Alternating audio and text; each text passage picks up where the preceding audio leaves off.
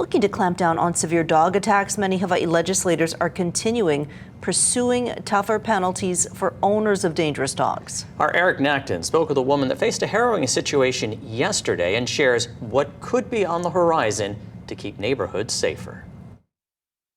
Aiming to reduce dog attacks, Hawaii legislators are pursuing tougher penalties for owners of dangerous dogs. Multiple incidents, including a fatality, have occurred in recent months statewide. The results can often be horrific. Friday, the threat of an aggressive dog that got loose on Oahu generated extreme panic. I walked down my neighborhood hill, and as I walked, I saw a dog that is known, even in local social media accounts, to get out and roam the streets. Dr. Kristen King lives on Kailua's east side. The dog locked eyes with me, targeted me, and started to run and chase me up to the neighbor's driveway.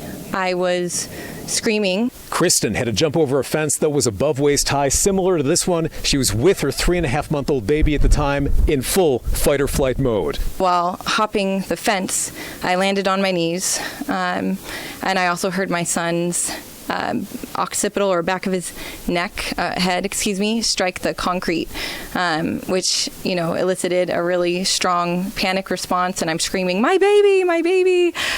We had bystanders. One was a nurse practitioner, and then the neighbor whose house I jumped into call and come over and call the ambulance. A police report was filed, and the Humane Society contacted. I'm scared that he can just like what happened to my auntie.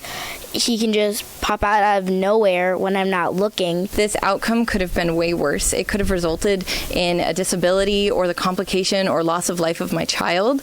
And I think that aggression, whether it results in an actual bite or not, needs to be taken as equivalent. On the table this year is Senate Bill 2692. It would set up a legal process for unprovoked dog bite cases that cause severe harm. The maximum penalty would be a Class C felony, similar to assault-type charges. Contacting the Humane Society and contacting the police is the correct first step.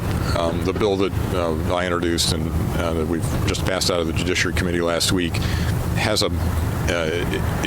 it also provides relief, but the dog actually has to bite somebody, and it has to be an unprovoked bite. The most extreme scenario could involve a 5-year sentence and a $10,000 fine. The deputy public defender recently stated the negligent failure to control a dangerous dog is not analogous to an assault scenario, and hence the drastic increase of penalty cannot be supported.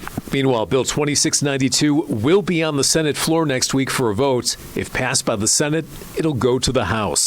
Eric Naktin, Island News.